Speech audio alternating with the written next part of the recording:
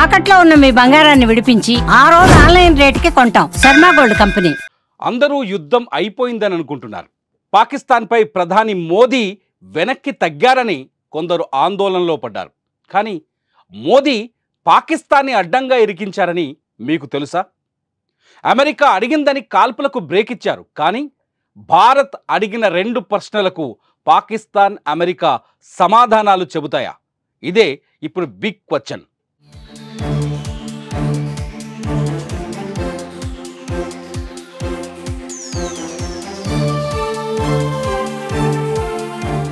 పాకిస్తాన్ మతాన్ని ఆయుధంగా వాడుకుంటోంది. మతాన్ని రెచ్చగొట్టి ప్రపంచానికి ముప్పుగా మార్చుతోంది. కాల్పులను ఆపేశామని ప్రపంచానికి చెప్పి రక్తపాతాన్ని సృష్టిస్తోంది. పాకిస్తాన్తో ఒక్క భారతదేశానికి మాత్రమే ముప్పు లేదు, మొత్తం ప్రపంచానికి ప్రమాదకరంగా మారింది పాకిస్తాన్. దేశం విచ్ఛిన్నమైన రోజు నుంచి నేటి వరకు భారతమాత గుండెలపైన బాంబులను పేలుస్తూనే ఉంది పాకిస్తాన్. భారతదేశ భవిష్యత్తును దెబ్బతీయటమే లక్ష్యంగా పెట్టుకొని రక్తపు దాహం తీర్చుకుంటోంది. ఇది పహల్గాంలో పుట్టిన ప్రతీకారం కాదు. పార్లమెంటు దాడి మొదలు, ముంబై మారణకాండ మొదలు, పుల్వామాలో చెల్లాచెదురైపడ్డ సిఆర్పిఎఫ్ జవాన్ల శరీర భాగాల నుంచి మొదలు, పహల్గాంలో కుప్పకూలిన ఒక్కో భరతమాత ముద్దుబిడ్డ తుది శ్వాస వరకు ఈ ప్రతీకారానికి కారణమైంది.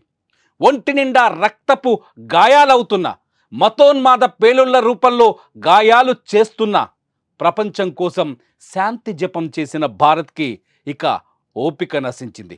అందుకే బుల్లెట్కు ఫిరంగి గుండుతో సమాధానం చెప్పాలని నిర్ణయించుకుంది.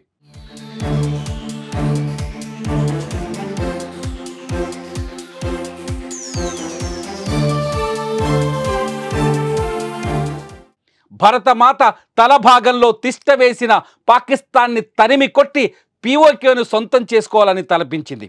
ఇది కాల్పుల విరమణ కాదు, ఇది భారతీయుల సహనానికి విరమణ, ఇక రణమే. నిజం, ప్రధాని మోదీ నిన్న వేసిన 2 ప్రశ్నలకి పాకిస్తాన్ సమాధానం చెబుతుందా? పాకిస్తాన్తో చర్చలు చేయాల్సిన అవసరం ఉందా? ఇది 150 కోట్ల భారతీయుల్లో, 150 కోట్ల భారత ప్రజల్లో ఉన్న ప్రశ్న. భారత మాతను అణువణువున తూట్లు పొడవాలని, బాంబులతో మోత మోగించాలని, భారతదేశాన్ని నాశనం చేయాలని అనుక్షణం 1948 నుంచి అనుక్షణం పోరాటం చేస్తున్న పాకిస్తాన్ని ఇంకా క్షమించాలా? మోదీ అడిగిన ప్రశ్నలవే.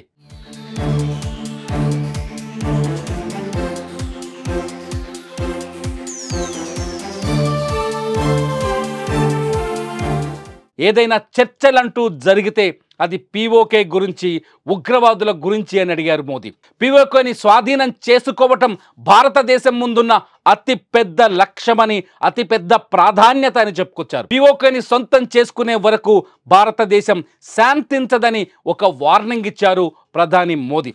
పాకిస్తాన్ అనుకోవచ్చు, ట్రంప్ కాళ్ళు పట్టుకుంటే కాల్పులు ఆగిపోతాయని, ట్రంప్ను బతిమాలితే ట్రంప్ భారతదేశాన్ని ప్రభావితం చేశారని.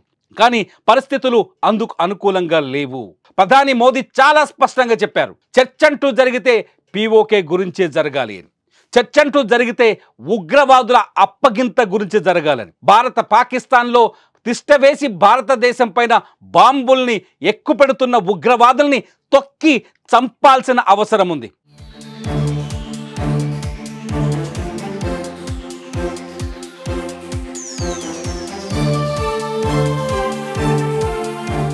ప్రతి నిత్యం భారతదేశంలో రక్తపాతాన్ని సృష్టిస్తున్న ఉగ్రవాదుల్ని అంతం చేయాల్సిన అవసరం ఉంది. ఇది ఒక భారతదేశం లక్ష్యం మాత్రమే కాదు, ఇది ప్రపంచ లక్ష్యం. ప్రపంచవ్యాప్తంగా మతోన్మాదాన్ని బాంబులుగా మార్చి అమాయకుల ప్రాణాలు తీసుకుంటున్న ఈ పాకిస్తానీ ఉగ్రవాద శిబిరాలు మట్టిలో కలిసిపోవాల్సిన అవసరం ఉంది. అందుకే ఆపరేషన్ సింధూర్ని లాంచ్ చేసింది భారతదేశం. ఆపరేషన్ సింధూర్ ఇంకా కొనసాగుతుందని ధైర్యంగా, ధీటుగా సమాధానం చెప్తామని భారత ఆర్మీ నిన్న ప్రకటించింది. ఇదంతా చూస్తుంటే యుద్ధం ముగిసిపోయినట్టు అనిపిస్తుందా? ఇదంతా చూస్తుంటే యుద్ధం ఆగిపోయిందనిపిస్తుందా?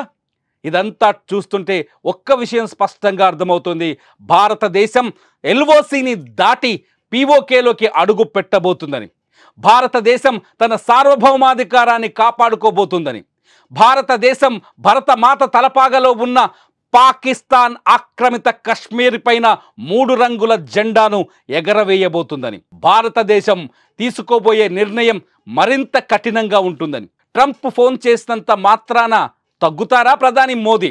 ట్రంప్ చెప్పినంత మాత్రాన కేవలం తాత్కాలిక కాల్పులకు మాత్రమే విరమణ ఇచ్చారు.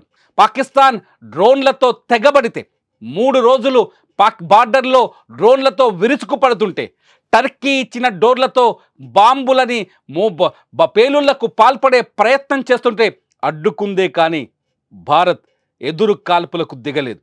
నిజానికి ఆపరేషన్ సింధూర్ లక్ష్యం ఏంటంటే పాకిస్తాన్లో మిలిటరీ ఉగ్రవాదం కలిసిపోయి పనిచేస్తుంది. ఉగ్రవాదుల చనిపోతే మిలిటరీ అధినేతలు వచ్చి నివాళి అర్పించిన సీన్లు మనకు కనిపించాయి. అటువంటి పాకిస్తాన్లో ఎయిర్ బేస్ని ధ్వంసం చేయాలని ఇప్పటికే భారత సైన్యం నిర్ణయించింది. అందుకే మే 7వ తేదీనే పాకిస్తాన్లో అత్యంత కీలకమైన ఎయిర్ బేస్లని ధ్వంసం చేసింది.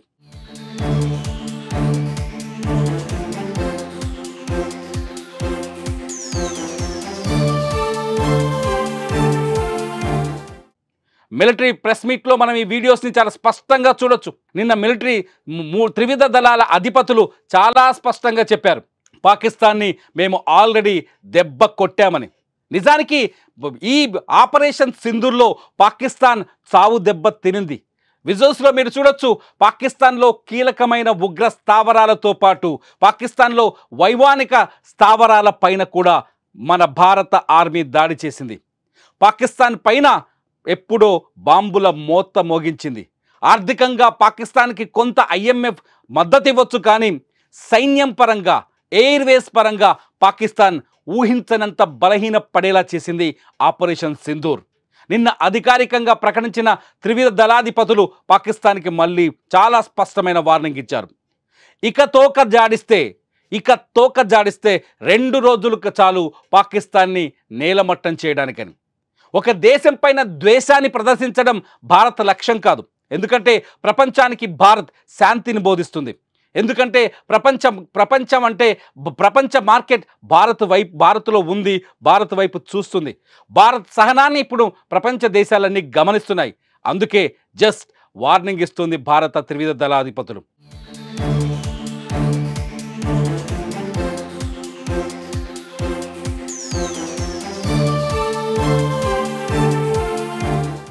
నిన్న చూడండి వీడియోలో, నిన్నటి వీడియోలో చాలా స్పష్టంగా మన త్రివిధ దళాధిపతుల అధినేతలు చాలా స్పష్టంగా, ప్రతినిధులు చాలా స్పష్టంగా చెప్పారు పాకిస్తాన్లో ఉన్న ఎయిర్ బేస్లు ఎక్కడెక్కడ దెబ్బతిన్నాయో. మీరు విజువల్స్లో చూస్తున్నారు, పాకిస్తాన్ ఇప్పటికే బలహీన పడిపోయిందని మన మిలిటరీ వాళ్ళు చూపిస్తున్న దృశ్యాన్ని. మీరు విజువల్స్లో చూస్తున్నారు, పాకిస్తాన్లో ఉన్న ప్రధానమైన ఎయిర్ బేస్లని మేము ఆల్రెడీ ధ్వంసం చేశాము అని. మీరు విజువల్స్లో చూస్తున్నారు, పాకిస్తాన్లో ఉన్న ఉగ్ర స్థావరాలపైన బాంబులు వేసిన దృశ్యాల్ని. ఆపరేషన్ సింధూర్ మొదటి అడుగులోనే పాకిస్తాన్ అతలాకుతలమైంది. ఆపరేషన్ సింధూర్ మొదటి అడుగులోనే పాకిస్తాన్ సర్వనాశనమైంది.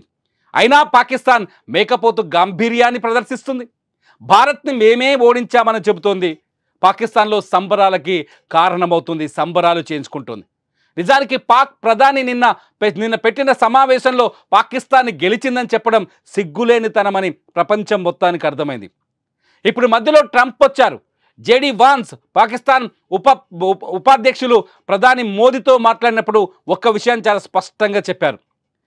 పాకిస్తాన్ ఎప్పుడైతే POKని మాకు అప్పగిస్తుందో అప్పుడే యుద్ధం ఆగిపోతుందని. పాకిస్తాన్ ఎప్పుడైతే ఉగ్రవాదుని మాకు అప్పగిస్తుందో అప్పుడే యుద్ధం ఆగిపోతుందని. ఈ యుద్ధాన్ని ఆపడానికి మీలాంటి మధ్యవర్తుల అవసరం మాకు లేదని. ఇదంతా చూస్తుంటే యుద్ధం ముగిసిపోయినట్టు అనిపిస్తుందా? ఎందుకు మీలో యుద్ధం ముగిసిందనే ఆందోళన? ఖచ్చితంగా POKని స్వాధీనం చేసుకోవడమే భారత్ లక్ష్యం. అవునంటారా, కాదంటారా? POK మనదే కదా, మన POKని మనం తిరిగి తెచ్చుకోవడం మన లక్ష్యం కాదా? మీరేమనుకుంటున్నారు? ఈ వీడియో కింద ఖచ్చితంగా కామెంట్ చేయండి. చూస్తూనే ఉండండి Suman TV. Directed only at military installations, avoiding civilian and collateral damage. I would now like to show you some of the effects that have been achieved as a result of our air operation.